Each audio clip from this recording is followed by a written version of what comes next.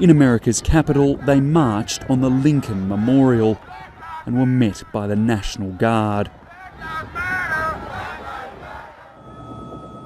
In Portland, thousands lay face down on a bridge to remember today's icon of black justice, George Floyd. All over America, countless thousands made their voices heard peacefully. Thank you, sir. Thank you. Even cowboys in Texas turned out for the cause. I'm here today so she doesn't have to come back in 15 years for the same issue and protest again. So we want it fixed now. Keep going. Keep going. For those in charge, the first priority is restoring law and order.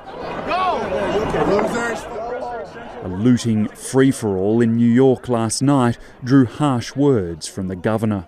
The NYPD and the mayor did not do their job last night. Welcome to Coeur d'Alene, Idaho. You're not burning down our city. While in Idaho, locals were taking security into their own hands.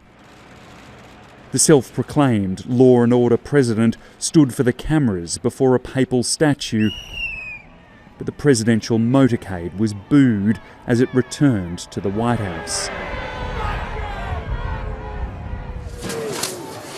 The clearing out of peaceful protesters for yesterday's photo opportunity has caused widespread outrage. Even ardent supporters of the president had blunt advice. Seems like now is the time to say, I understand your pain. I want to comfort you. I think it's time we love each other. But the president took a different course.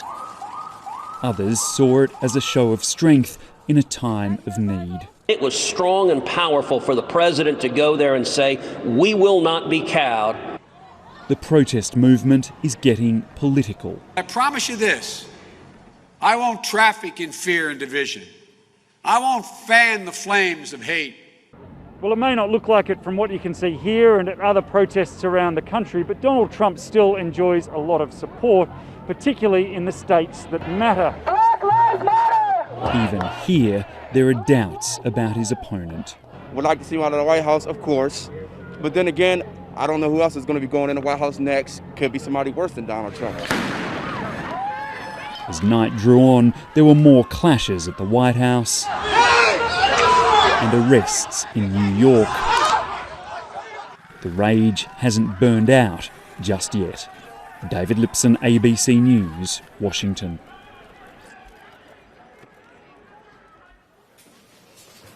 Gianna Floyd, just 6 years old, her father taken from her under the weight of a police knee. This is what those officers took from me. Gianna's mother, Roxy Washington, was mourning a future lost for a child and her father. He would never see her grow up, graduate. He would never walk her down the aisle. Her dad gone, his memory, his name, now etched in American history. George Floyd! Across the nation, countless thousands heeded the family's call for peaceful protests. The families asked everybody to take a breath, just to take a breath for peace, take a breath for justice. The Minnesota Human Rights Department has launched a civil rights investigation into Minneapolis police. We're going to establish peace on our streets when we address the systemic issues that caused it in the first place. The state's governor is resisting calls from the president to send in even more National Guard troops. And from the Minnesota National Guard itself, a promise to heed the call from protesters to keep it low-key.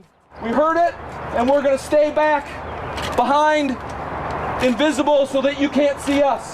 Is that okay? Yeah. All right, thank you. That sense of cooperation between the protesters and the authorities has been seen in a number of cities. Thank you. But lurking amongst the thousands mobilising around the country is an unseen enemy. The risk of COVID-19 silently spreading through the crowds is frighteningly real. I worry terribly about the peaceful protests. I see some wearing masks. I see some others not wearing masks. One man's brutal death, one way or another, could cost many more lives in the weeks ahead. Philip Williams, ABC News.